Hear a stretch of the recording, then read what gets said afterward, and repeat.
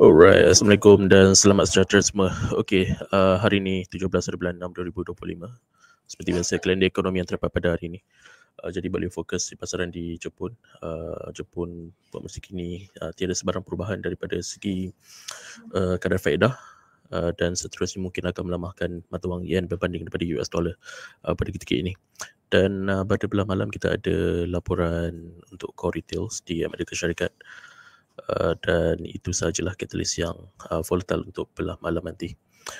Dan seterusnya untuk net gas. So natural gas buat masa kini kalau kita lihat ianya terdedah dengan keadaan semasa, iaitu daripada segi fundamental dan juga geopolitikal, terutamanya disebabkan oleh serangan ke atas kemudahan pemprosesan gas asli terbesar di Iran yang telah pun memberi kesan ketara terhadap pasaran tenaga global.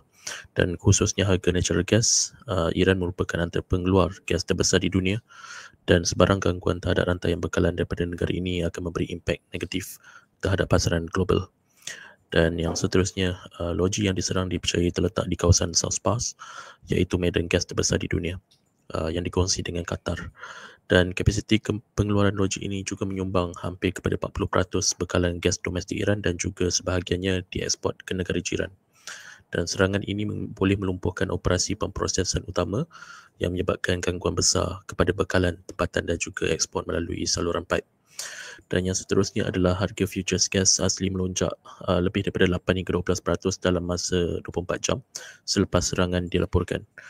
Dan seterusnya pelabur mula mengalihkanlah modal aset ke aset tenaga dan menjangka kekurangan bekalan dan ketegangan geopolitik yang berpanjangan. Dan negara-negara Eropah dan juga Asia yang bergantung kepada import LNG dari Timur Tengah juga menyatakan kebimbangan terhadap keselamatan tenaga dan juga kenaikan harga. Ketegangan dijangka akan berterusan di antara Israel dan juga Iran, boleh mencetuskan ketidakstabilan jangka masa panjang di Selat Hormuz, laluan utama ekspor LNG dan juga minyak dunia.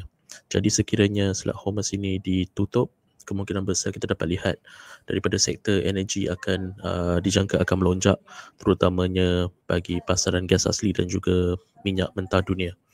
Dan jika Iran bertindak balas dengan mengurangkan ekspor ataupun menyekat laluan tenaga, kita jangkakan harga boleh naik dengan lebih tinggi untuk minggu-minggu yang akan datang. Negara pengimport seperti China dan India serta Turki, beberapa negara Eropah dijangka meningkatkan pembelian dari sumber alternatif daripada Qatar, Australia dan juga Amerika Syarikat, sekaligus akan menambahkan tekanan permintaan daripada sudut global. Dan kalau kita lihat daripada sudut teknikal pula, kenaikan net gas pada ketika ini tidaklah begitu ketara berbanding daripada peperangan di antara Rusia dan juga Ukraine pada 24 Februari 2022 dulu. Dan ini juga dibantu oleh ketegangan geopolitikal dan juga permintaan yang tinggi apabila tibanya musim sejuk telah menyebabkan harga melambung sehingga ke paras $10 pada ketika itu. Tetapi selepas itu mengalami kejatuhan semula dan didagangkan secara flat sekitar $2 sebelum meningkat kepada $3.6 buat masa kini. Jadi kita jangkakan akan adanya peningkatan lanjutan di dalam net gas ini ke paras yang lebih positif. Kalau kita tengok pun CCI is pointing up and currently berada dekat midpoint line. So point ini adalah point yang memberi satu petunjuk di mana sekiranya melebihi paras kosong, kita jangkakan akan adanya bullish momentum yang lebih lanjut ke paras yang lebih positif. Jadi daripada sudut teknikal, kita sudah pun jangkakan akan adanya kenaikan setelah kita dapat lihat buat masa kini ianya sudah pun breakout daripada flat ataupun accumulation phase, dan pada ketika ini kita jangkakan akan ada new trending phase to the upside. Jadi kemungkinan besar ianya boleh cuba untuk retest semula sehingga ke paras $5 di masa yang terdekat nanti. Dan yang seterusnya untuk komoditi emas, buat masa kini dilihat turun naik antara kenaikan sederhana dan juga kerugian kecil pada hari Selasa. Kalau kita lihat terdapatnya penurunan sementara ini adalah disebabkan oleh profit taking dan juga gagal untuk melepasi paras rintangan teknikal dan terdapatnya kejatuhan sementara waktu sehingga ke paras 3,400. Jadi apa yang kita boleh jangkakan disebabkan oleh isu geopolitical tension ini, ianya masih lagi boleh berpotensi untuk melakukan kenaikan and downside is very limited lah. Okay, dan buat masa kini pelabur menunggu laporan FOMC dan juga hala tuju Fed bagi matuang US dollar ini di masa yang akan datang, dan seterusnya ianya akan menyebabkan terjejas daripada sudut harga komoditi emas. Sekiranya Fed tidak menurunkan kadar faedah, of course akan beri impact negatif kepada gold, kerana gold is a non-yielding asset. Jadi pelabur akan memilih cash ataupun aset-aset yang memberikan high yield return compared to gold buat masa kini.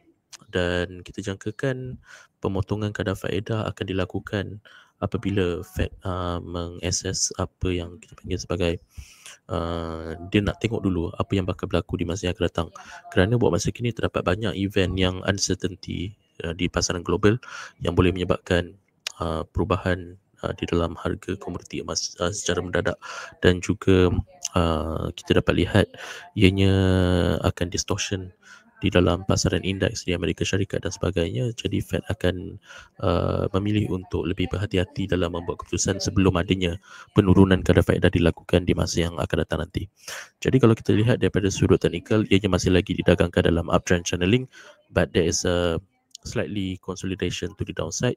So this is just a minor trend to the downside, but overall trend, major trend is still in a bullish momentum. Currently stochastic RSI is at oversold level. Jadi kita jangkakan akan adanya technical rebound to the upside once it reach the lower level of uptrend channeling that act as a support. Alright, so itu sajalah perkongsian saya untuk hari ini, dan semoga kita jumpa lagi pada esok hari dan juga di masa yang akan datang. Assalamualaikum, sekian, terima kasih dan selamat berjumpa bersama.